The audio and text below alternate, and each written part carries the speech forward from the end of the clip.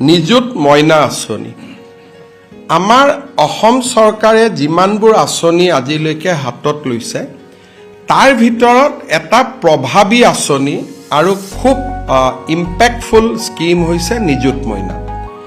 এই নিযুত মইনা আঁচনিটোৰ কাৰণে বহুত ছোৱালী যে শিক্ষাৰ পৰা ড্ৰপ আউট কৰিব লাগি আছিলে আৰ্থিক অৱস্থাৰ কাৰণে বা আগতে বিয়া হোৱাৰ কথা আছিলে, দেউতাক মাকে বিয়া দি দিছিলে, এই নিযুত মইনা আঁচনিটোৰ কাৰণে আমি দেখা পাইছোঁ যে ছোৱালীৰ শিক্ষা, আৰ্লি মেৰেজ, এই গোটেইখিনিত এটা ইতিবাচক প্ৰভাৱ পৰিছে। আমি 6 আগষ্ট তাৰিখে অসমত সকলো মহাবিদ্যালয়তে এটা হ'বলগীয়া অনুষ্ঠানৰ জৰিয়তে আমি নিযুত মইনা আঁচনিৰ প্ৰপত্ৰসমূহ বিতৰণ কৰিম। ছোৱালীসকলে প্ৰপত্ৰ বিতৰণ কৰি দিয়াৰ পিছত আঁচনিৰ ধন আমি অক্টোবৰ মাহৰ পৰা দিম আৰু বছৰত এইটো 10 মাহ পৰ্যন্ত পায়। 2 মাহ যেতিয়া কলেজ বন্ধ থাকে নিযুত মইনা আঁচনি নাপায়। হায়াৰ ছেকেণ্ডেৰীত 1000 টকা আমি দিওঁ, ডিগ্ৰীত প্ৰতি মাহত আমি 1250 টকা দিওঁ আৰু পোষ্ট গ্ৰেজুৱেট পঢ়িলে আমি 2500 টকা দিওঁ। আৰু এইটো অকল যোৱাবাৰলৈকে আমি ৰাজ্যিক বিশ্ববিদ্যালয়সমূহত আৰু ৰাজ্যিক কলেজসমূহতে দিছিলোঁ। এইবাৰ আঁচনিটো আমি সম্প্ৰসাৰণ কৰি আমাৰ 2খন চেণ্ট্ৰেল ইউনিভাৰ্চিটি, তেজপুৰ ইউনিভাৰ্চিটি আৰু অসম বিশ্ববিদ্যালয় শিলচৰতো আমি এই আঁচনিটো দিয়াৰ বাবে সিদ্ধান্ত লৈছোঁ। আৰু যোৱাবাৰ এই আঁচনিটোত একাংশ ছোৱালীয়ে সহায় পোৱা নাছিল।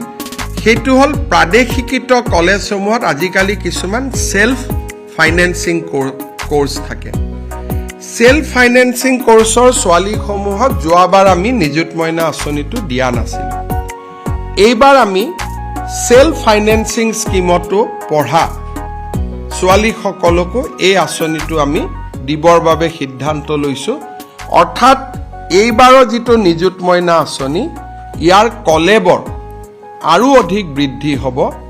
বিশেষকৈ চেণ্ট্ৰেল ইউনিভাৰ্চিটিৰ ষ্টুডেণ্টে পাব আৰু সমান্তৰালভাৱে আমাৰ প্ৰাদেশিকৃত মহাবিদ্যালয় বা বিশ্ববিদ্যালয়ৰ সেল্ফ ফাইনেন্সিং কোৰ্চত পঢ়া ছাত্ৰীসকলেও এই আঁচনিটোৰ সুবিধা লাভ কৰিব পাৰিব। গতিকে মই ভাবোঁ যে ই আগৰ বাৰতকৈ এই আঁচনিটো আৰু প্ৰভাৱী হ'ব। 6 তাৰিখৰ পৰা ফৰ্ম ফিলাপ আৰম্ভ হ'ব। অসমৰ কলেজ বিশ্ববিদ্যালয়ৰ সমূহ ছাত্ৰীকে মই নিযুত মইনা আঁচনিৰ ফৰ্ম ফিলাপ কৰিবৰ বাবে অনুৰোধ কৰিম। যোনে আগতে ফাৰ্ষ্ট ইয়াৰত এই স্কিমটো পাইছিলে, অট'মেটিক নহ'ব, তেওঁলোকে ছেকেণ্ড ইয়াৰত আৰু এবাৰ ফৰ্মখন ফিলাপ কৰিব লাগিব। কাৰণ আমি জানিব খোজোঁ যে ইয়াৰ মাজত তেওঁ বিবাহ হৈ গ'ল নেকি। যদি বিয়া হ'ল নিযুত মইনা নাপাব, পিজিত বিয়া হ'লেও পাব, ডিগ্ৰীলৈকে বিয়া হ'লে নাপাব। পিজিত যিহেতু ছোৱালী ডাঙৰ হৈ যায়, অবভিয়াছলি বিয়া হ'ব, কিন্তু ডিগ্ৰী 3rd ইয়াৰলৈকে বা ডিগ্ৰী 2nd ইয়াৰলৈকে আমি বিবাহিত ছোৱালীক এই আঁচনিখনত আমি নাৰাখোঁ। প্লাছ হায়াৰ ছেকেণ্ডেৰী যাক আমি আগত স্কুটি দিছোঁ বা ভৱিষ্যতে স্কুটি দিম, স্কুটি দিয়া ছোৱালীখিনিয়েও নিযুত মইনা আঁচনি নাপায়। এইটো হৈছে আমাৰ এটা ষ্টেণ্ডাৰ্ড ফৰ্মেট।